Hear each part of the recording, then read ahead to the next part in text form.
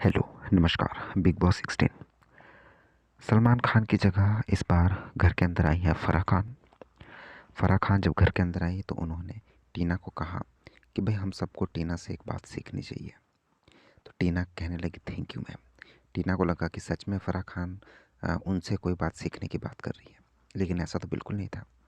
इस हंसी के पीछे दुख एकदम से आ गया जब कहा फ़राह ने कि सीखना चाहिए कि कैसे किसको यूज़ करते हैं और फिर थ्रो करते हैं। तो मैं पिछले काफ़ी दिनों से यही बात कह रहा था कि ये जो वुमेन कार्ड खेला जा रहा है, ये बहुत गंदा है। ये प्रियंका ने भी किया, ये टीना ने तो ऑफ कोर्स किया ही किया। आपको याद होगा एक सीज़न आया था जिसमें घर के अंदर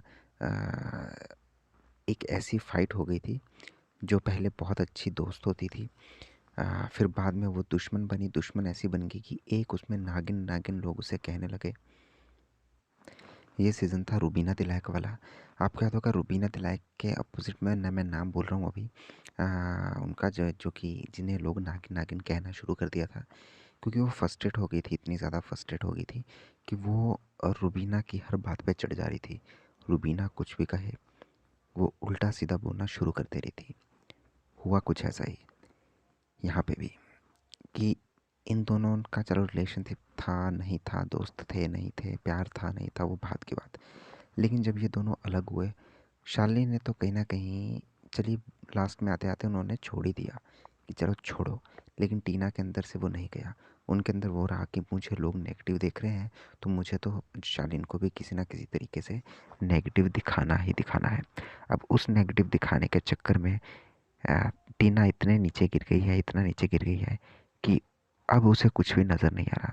शालीन को अगर कोई मेंटल प्रॉब्लम भी हो रही है, कुछ उसे दुख हो रहा है, तो उससे भी वो मजाक लग रहा है, उसे भी वो एक्टिंग लग रही है। मतलब टीना को जब दुख था तो चलो शालीन से उन्होंने वो मीट लिया, वो चिकन लिया, जो भी था।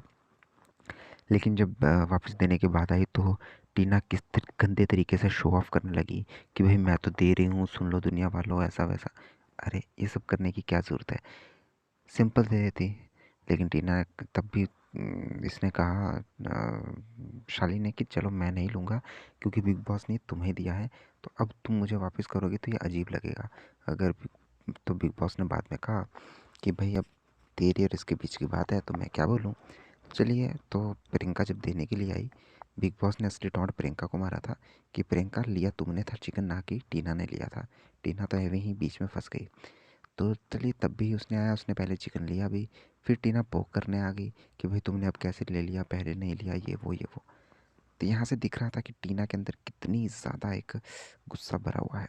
और प्रियंका की बात करें तो जो पिछले काफ़ी दिनों से वो लड़ रही है ना कि पागल कहना ज़्यादा बुरा वर्ड है, गधा कहना या फिर बेवकूफ़ कहना बुरा नहीं है। अरे मतलब करना क्या चाहती हो दीदी, करना क्या चाहती हो तुम? जो तुमने पागल किसी को कह दिया, बेवकूफ़ किसी को कह दिया, वो बुरा नहीं है।